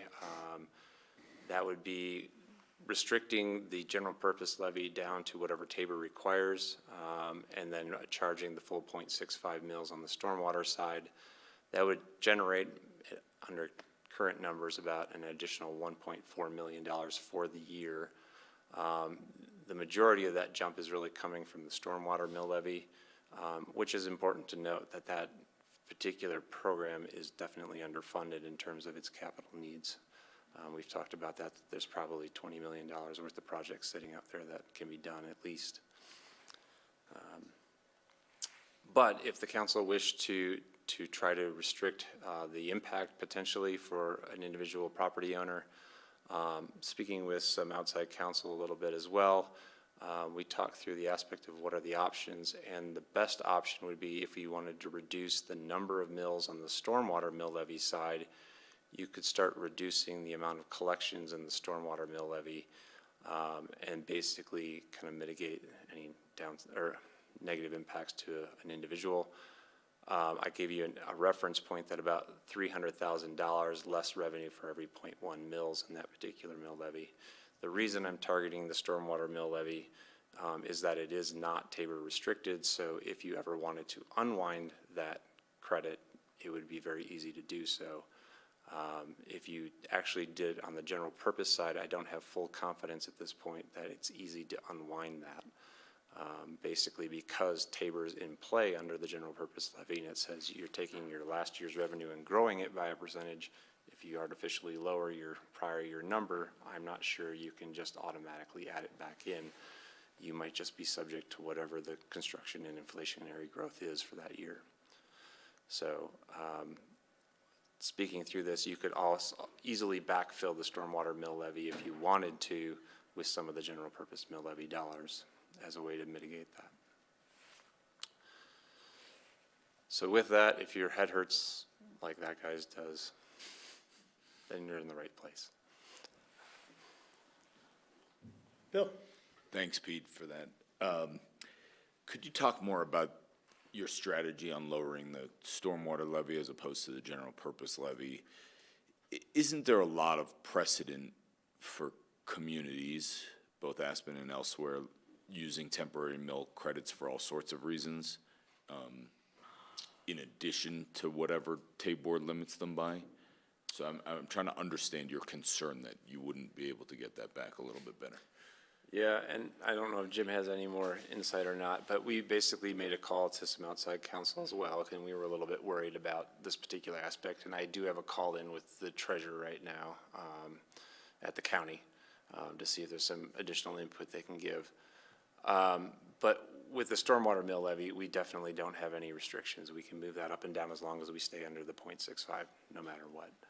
On the general purpose levy, I just don't have 100% confidence that, and I don't disagree with you, like logic tells me that you should be able to add it back if it's a voluntary reduction and you're disclosing it as a voluntary reduction and temporary. But I don't have 100% confidence, so I'm still trying to track that down to make sure that I don't give you bad advice. Got it. You know, pretty simply, I would like to target more like a 5% increase on the general purpose mill revenues rather than the 8.6, I think it was. 8.7. 8.7. And that's still in flux as well until we get the final. Understood. You know, I don't really love the gamesmanship of reducing the stormwater mill levy and then backfilling it, so that's kind of where my question comes from. I'm okay with generating the additional revenue for the stormwater projects in this cycle. So I don't specifically want to reduce that funding, but I don't want to take every dollar available to us on the general purpose. Thanks for the good presentation. Great presentation. Thanks, Bill. Sam? Yeah, I share Bill's sentiment that it seems obvious to me that we have needs in stormwater, so we should maximize stormwater. When you do find out more information, I think the general purpose should be reduced by a certain percentage. And my question with that is, you talk about fear of being able to bring it back up, but we'll be doing this again in 2 years, correct? When the next assessment round is taken care of? We'll actually do a mill levy certification every year, so there's small adjustments every year, but you're right, every other year is a reassessment year. But you can add some additional property over that initial 1-year period. So there's always an adjustment. So with that, we're talking just about this year for the general purpose mill levy. Like next year, we could potentially bump it up with the same assessment, or is that where the fear lies? That's where the question still, is still sitting with me is, can I remove a voluntary credit that artificially lowered the prior year's revenue? And what about 2 years from now when there's a new assessment? You would still actually always grow off the prior year, so if it can't be removed, then you're basically ratcheted yourself down into perpetuity. And I guess speaking as the finance guy, as far as, without knowing that information, did you feel like it's irresponsible to reduce the mill levy now and put ourselves in a financially questionable position moving forward? Is that sort of how your gut is on this? That is my concern, that I don't want to give you bad advice about having a long-term impact that you did not anticipate. So that's why I would suggest, if there's a desire to reduce the impact to the taxpayer, that I know for certain the stormwater mill levy is the way you can do that. I do understand that logic. And I guess lastly, with that, other taxing entities around here, have you talked to them, and do they have the same issue as far as where they have done reductions and now they are going to be working off that number instead of the higher number when the new assessment comes? There was an issue in one of our neighboring communities a couple of years ago where they didn't disclose their temporary credits correctly, and they just certified a levy. And then it started moving around, and they actually had to go back to their taxpayers and ask to keep the collections that were over collecting, basically because they had caught that they were doing it incorrectly. And lastly, I guess, I said that before, is this the last time we're going to talk about this, or will we talk about it again in January? So we have a meeting that's scheduled for January 9th, and that's actually decision time at that point. Okay. And so that's why I was just trying to provide you with context. If you did feel like a certain number was more appropriate, like you didn't want to see a full levy, so if it's so for instance, under Councilmember Guth's recommendation, if it's 5% growth on the general purpose one, how would I back into a number on the stormwater side to maybe equate to that? And again, it could either be backfilled or however the case may be, as an option to this council if it wanted it. Yeah, it's a tough one without all the questions answered, because I think I understand your logic as far as the stormwater going, because it's easier to backfill from the general purpose. But at the same time, the stormwater is where we know we have need. The general purpose is the one where we might be able to be flexible with. So if I were just to try to give you direction, it's similar to Bill's as far as finding that space to find relief for people. And the challenge still is that we won't necessarily have information until the 3rd of January. So, and again, with all the other players that are involved in somebody's property tax bill, there's only one piece of it that we're actually ultimately, you all are going to ultimately control. So. No, that's the interesting thing. I will say I've actually spoken with the deputy chief at the fire department informally about this, and I want to say that a lot of these tax entities, I feel like, have the same mentality that we're just one piece, but they all add up. And if everyone has the same mentality that we're just one piece and everyone does the maximum, you're not going to feel that relief. And sure. But once again, I think it really comes down to what we can do while also still being financially responsible. So thank you for the education tonight, and I'll look for final word come whenever you get it in January. Yep. Yeah. Thank you. So procedurally, just to clarify, it will be necessary for you to certify the mill levy on January 9th. It is due January 10th. So there's not an opportunity to delay at that meeting. Thank you for that. Yeah, I understood that from what you said, but thanks for clarifying. So, Ward or John? Ward? Yeah, I want to tie this to needs. What are the city's needs for the funds, and I think that there's a definite need in the stormwater. There's a deficit there on funding, so I want to get the full 0.65 for the stormwater, and I'd like to, as far as the general purpose mills, to have the increase somehow tied to what our increase in need is in those funds that it helps support. I don't want a windfall profit. I don't want to put extra money in the bank at the taxpayer's expense.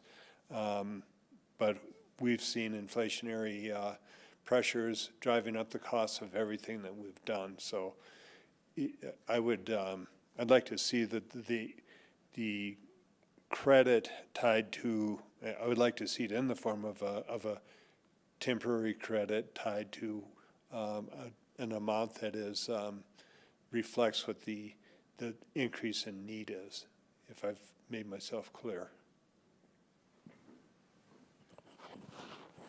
And I hope he made himself clear, because I have a similar request. That would be what I'd be interested in knowing as well.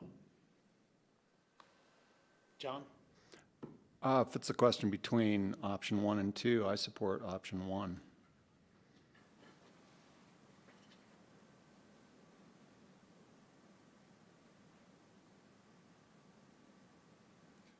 Thanks, John. Yeah, well, I do have a couple of outstanding questions along the lines of what Ward was saying here. Thank you for laying this out the way you did. I hope that any members of the public that have questions around this get access to this layout, because you've really kind of elucidated the conversation here very well. At this time, I as well, I'm interested in more information, but I as well am in option 1 as keeping the limited general purpose as well as stormwater mills. From the math that you have shown me here, and the hypothetical scenarios,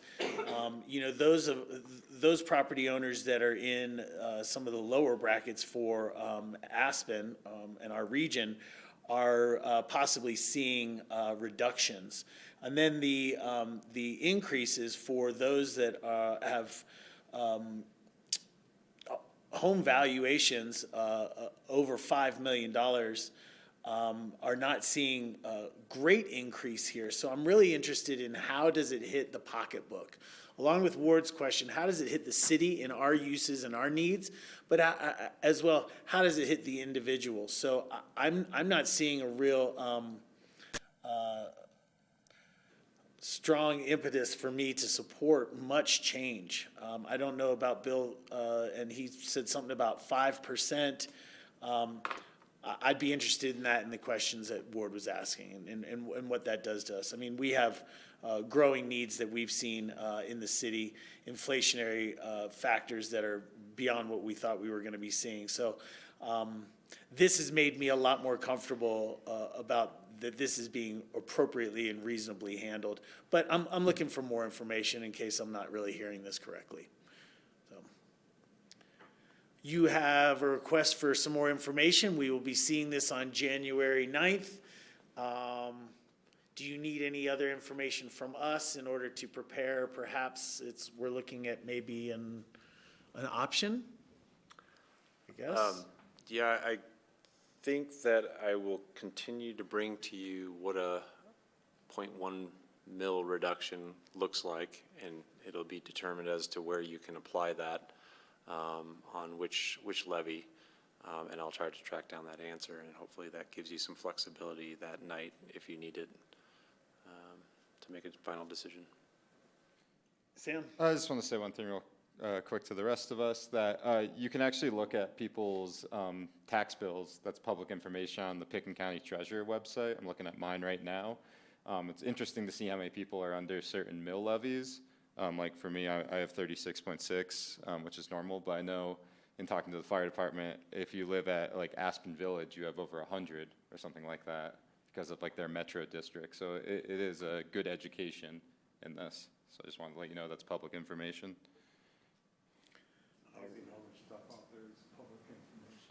Yeah, you can see what your tax bill is. Thank you, guys. All right, thanks, Pete. Thanks, Pete. Appreciate it. We have one more item on our agenda this evening, and that is about some organizational memberships that the city council enjoys at this time. And Sarah, correct me if I'm wrong, but this is informational. These are budgeted going forward, but I think we just want to have a conversation about any possible changes. We're seeking direction on which ones to renew. On what? On which ones to renew. I've asked about a couple different ones through the year, and I haven't had a consensus position at council on them, so that's why we agendized this for clarity. Okay. May I share my screen? Yes, please.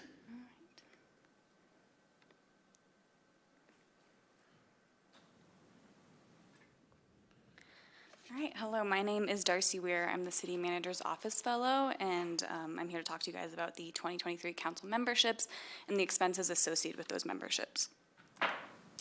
Okay, so council is a member of 6 organizations. They are the Colorado Municipal League, the Colorado Association of Ski Towns, the National League of Cities, the Northwest Council of Governments, Club 20, and the I-70 Corridor Coalition. Before we get into the expenses for this year, I'm going to provide like a really brief overview of what they do, just so we all know. So first, the Colorado Municipal League, they represent the interest of 270 cities and towns across Colorado. There are only 273 cities and towns in Colorado, so they represent the interest of all but 3 cities and towns. One of the key benefits they provide is legislative advocacy, so they promote and protect the interest of municipal interests, and then they also keep municipalities updated. So when legislation does take effect, they keep everyone in the loop as to what the impacts will be and what's happening. Next, the Colorado Association of Ski Towns. They are an organization of 26 municipalities whose economies are largely dependent on the ski industry. Again, one of the key benefits they provide is legislative advocacy, protecting and promoting municipal, they support legislation that benefits and sustains mountain communities. And they play a really important role as a convener in bringing down together ski towns to talk about how they address wicked problems in their own communities. So that's one of the key roles they play. Next, we have the National League of Cities. So they represent over 2,700 cities, towns, and villages across America. And again, their big benefit is providing advocacy, and particularly at the federal level. Next, we have the Northwest Council of Governments. They serve 30 members in a 6-county region, so I put the map up on the screen just so you can see the region. And they really focus on regional solutions to support local governments in this area. And they also manage diverse programs and deliver direct services and grants that provide funding opportunities. And so some of those programs that they manage include technical assistance for expanding broadband, regional economic development efforts, energy programs to lower costs for income qualifying Coloradoans, and also regional grant navigation. Okay. Lastly, we have Club 20 and the I-70 Corridor Coalition. So Club 20 is a coalition of individuals, businesses, tribes, and local governments in Colorado's 22 western counties. They provide education, advocacy, access to policymakers, things like that. And then the I-70 Corridor Coalition, it represents 28 local governments and businesses along the I-70 mountain corridor, and they work to enhance public accessibility and mobility in that corridor. Okay. So these are the total membership expenses. You can see them listed for each organization, and then the total for the year, and that is $69,466. So I'll open up to questions about these organizations, and then also, I know in particular, we're wondering if council wanted to continue their involvement with Club 20. Just to clarify too, Northwest Council of Governments provides a really key service for our community, and that's elevator inspections. So I don't have to go hire that staff expertise through our membership and relationship with Northwest Council of Governments.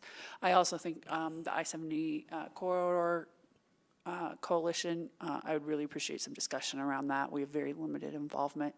Most of all their efforts have been focused on supporting the town of Vail. Go ahead, Ward. Sorry, I'm curious, what is our benefit from the National Association of Cities, National League of Cities. How do we benefit from that? Sure, that was a membership, if you recall, that a counselor about 6 years requested we add. There's a few areas that they do work in that it really depends on what the council member engagement level is with the organization. It's a representation, it represents local elected officials across the country. And there are several committees that do work made up of elected officials across the country. There's tracks for small towns. The other thing that National League of Cities does is elected official training, which I don't know whether any counselors have been partaking in. You know, I definitely want to support CAS, CML, and NWCOG. I had questions on those other ones, the National League of Cities, Club 20, and the I-70 corridor. Club 20 is minimal, but I don't know if there's anybody on our council, and I don't think you have to be a member of council to be on the Club 20, to represent Club 20. Is that correct? Club 20 works on a caucus system, and so a county commissioner is currently Picken County's representative, and a member of our staff is the secondary representative. And could you give me an idea of how we benefit from that? I would defer to the comments that Rachel Richards has made to you in the past. I personally have not engaged with the agency that I feel like I can represent it. I was going to say, I do think Rachel got a lot out of Club 20. I'd be interested to hear what our city representative has to say about it, the one who's been attending the meetings. Any comments on the I-70 Corridor Coalition? My only comment is most of its work has been supporting the expansion of I-70 within the Vail corridor. I will say, I think Club 20 and National League of Cities, that's a pretty small cost, I think, for what we could get out of, attending these meetings and getting something out of it. CAST, I think that's a really important organization to be part of, and I'm pleased to see it's only the amount it is. Yep. I-70 Corridor Coalition is also headed up by Margaret Bose, who leads up CAST. And I would be happy, I talked to her about different corridor coalition stuff, but as I've shared with everybody, going back a couple years, it really did start focusing on Front Range into Summit County, but not much past there. We have Glenwood Springs that is a member, and they are on the corridor, so we have some representation. What I'd say to council is allow me an opportunity to go talk to Margaret again tomorrow and let her know that we're wondering about our membership there and get some input from her, and then we can talk about possibly stepping out of it. Well, again, transit's one of our three main goals this council came up with this summer, so I-70 Corridor Coalition does fit in with transit. And I'll find out more from Margaret if she feels like, what she thinks about that. Because I've shared with her before that it's just not really something that we have much voice in, as well as much of the West Slope does not have much voice in the I-70 corridor. It's just not where the focus is. Tori, I'd be interested in how state money is being spent on mass transit versus building roads.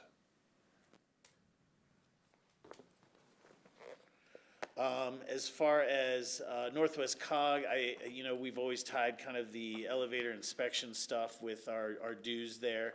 Northwest COG, again, doesn't hit a lot of notes for us, but that one piece has been very fruitful. CML, I'm surprised that is as high as that is. I think all of us that have served up here for any amount of time have enjoyed CML and what they've done to inform us as well as to advocate for us. So perhaps that's on par with where we should be. I don't really see us stepping away from CML and being one of 4 cities in the state to not participate with them. But all I can bring to the table is I'll have more discussion about the I-70 Corridor Coalition. The Club 20 is $500.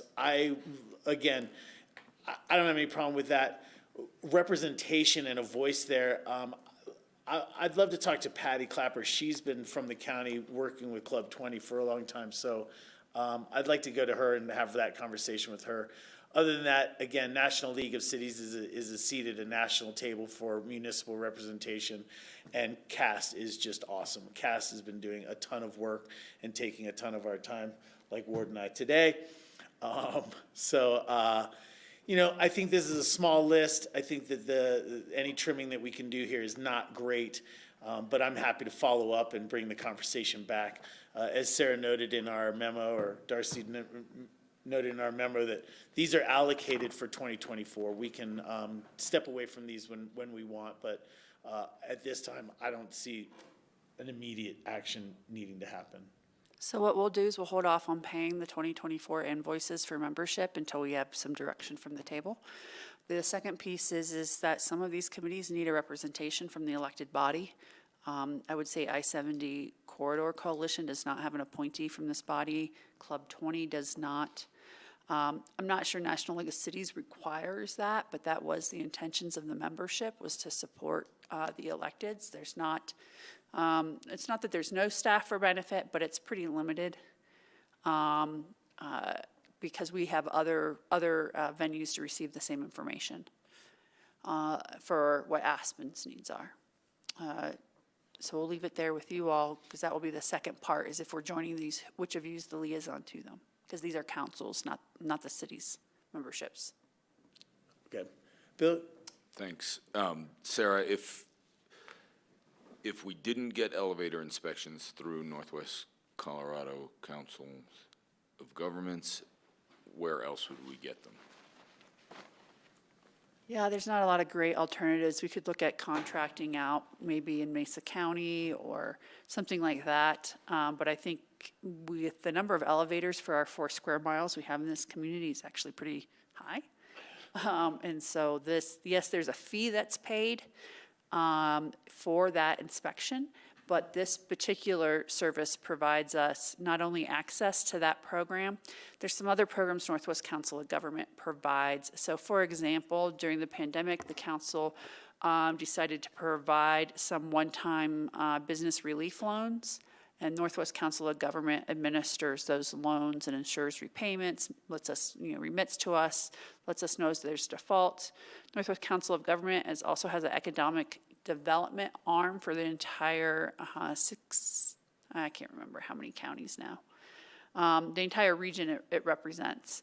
And where that is helpful is in discussions with the state, that there is one body to speak on behalf of the local governments with the state when it comes to things with the OEDIT office. Got it. Is elevator inspections a municipal responsibility? Who would provide it if we didn't? I think Sarah tried individuals that have to contract out for special firms that would do it. I don't know who's available in the area. I know that the private entities that have elevators, buildings and associations do rely heavily on Northwest COG's inspections because it has to be done for state licensing. But I don't think it's specifically a municipal obligation, other than having that state licensing, as I understand it, is important requirement of building code when you're doing new buildings. But I don't think we go through and inspect existing elevators. My understanding, I could be wrong. Do you have more knowledge? Yeah. No, I don't think we do with the building department. We do very little work with the elevators themselves. It's more of the accessory needs to the elevator, power, structure, things like that. Yeah. That we have in initial construction. Right. So are we certain that this entity would not perform elevator inspections if we were not members of it? We as a council were not members of it? I do not know an answer to that. We can certainly ask that question. I also just want to They charge a fee for those inspections. It's not, Yeah, I'm not sure it's Free. I'm not sure it's 100% cost recovery for their fee, but that can be asked of them. The other thing is, just as a friendly reminder, DOLA relies heavily on this organization for the disbursement of funds. So they are the coordinating regional entity often for DOLA disbursements. So for example, we've seen that with the technical assistance on some of the state funds coming through, one-time federal dollars getting passed through to the state, that DOLA has contracted with these councils of governments. So, right, they exist all over the state. And so that has been a primary path for that information to come forward. If you'd like, we can invite John Stabney, the executive director, to come and meet with you. yeah, I'd love some of those questions answered. I'm not sure I see the value of that one, but, if elevator inspections is the primary thing, are there feasible alternatives? Of course, we don't want our elevators to be shut down in this community. That's not a desirable outcome, but is there another way to achieve state, approvals every year? So for me, that's one that I'd like to explore further. National League of Cities, I see no value in, so I wouldn't support that one. The rest I do see value in, including Club 20. I think, I was looking at their website again, I think most of their policy positions and things that they're working on are valuable to us, and perhaps provide a different perspective than we might have internally sometimes, which is good. An I-70 corridor coalition, I certainly support. I think we all use I-70, whether they're focused on projects that are Vail-centric or not. Maybe that's where the greatest need is right now. And I think, I'm speaking for everyone here, but I think we all head in the direction of Denver often, and that's certainly our only option, so, when we're driving at least. So I'm certainly supportive of having a bit of a voice there and allowing them to do their work and advocate on our behalf. Right. Thanks. We'll get some questions answered. We'll come back. We'll probably be able to deal with this very quickly in early January. Great, thank you. I had one more question for Sarah. Sarah, are there any other additional opportunities for organizational membership that you think that we should be taking advantage of? You don't have to answer it now, but My instinct with the current workload amongst the counselors to represent on a variety of boards, that there's probably not capacity to really make use of those other opportunities right now. all right, well, if you want to share some of those with me in an email or whatever, because maybe there's an opportunity for some. Well, I'm not going to judge like which ones are good or not. You all have to decide that. I can provide you a list of what those other ones are that I'm aware of. That'd be great. Yeah, that's plenty. Thanks for that. Darcy, thank you very much. We want to say thank you to GrassRoots as always. That is our agenda for this evening's work session. We will be back tomorrow with our final regular meeting of the year. If you have citizen comments for tomorrow, please join us here at City Hall at 5 o'clock. Thank you.